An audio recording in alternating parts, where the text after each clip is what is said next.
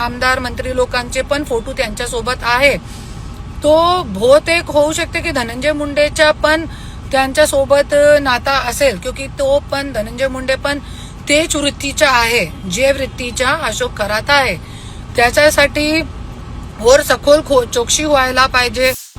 रुपालीताई आणि अशोक खरातचे इतके photo viral झालेले आहे आणि त्याच्यामध्ये आपल्याला दिसतोय की रुपालीताई त्यांना खाऊ घालताय आणि त्या जे खरात आहे ते रुपालीताईला खाऊ घालताय.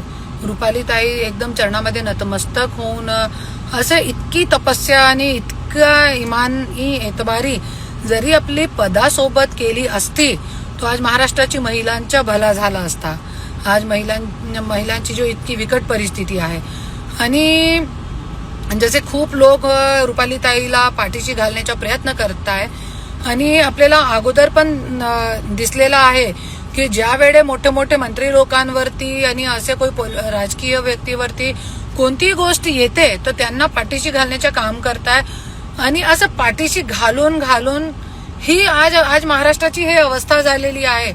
आज कोणाला तुम्ही सपोर्ट करताय आणि हे व्यक्तीकडे आज 200-300 करोडची प्रॉपर्टी फक्त बोलण्यासाठी 200-300 रेकॉर्डवरती आहे, म्हणजे 2-3 हजार कोटीची प्रॉपर्टी असेल आणि खूप काही राष्ट्रवादीचे आमदार मंत्री लोकांचे पण फोटो त्यांच्यासोबत आहे.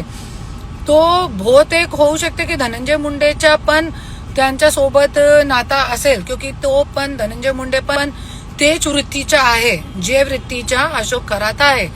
त्याच्यासाठी वर सखोल चौकशी व्हायला पाहिजे. त्यांचे CDR काढले पाहिजे, कोणासोबत बोलत होता, काय बोलत होता. त्यांच्या आश्रममध्ये धनंजय मुंडे पण खूप एक दरवेळे नाशिक जा रहा हूं कशाला जात होता मला माहित नाहीये, पण बहुतेक काढले पाहिजे रेकॉर्ड मागे त्यांचे CDR, त्यांच्या आश्रमचे व्हिडिओ, CCTV फुटेज सगळे काढले पाहिजे. त्याच्यामध्ये मला बहुतेक वाटते की धनंजय मुंडेच्या पण नाव येऊ शकतात आणि जसे दुसरे आमदार मंत्री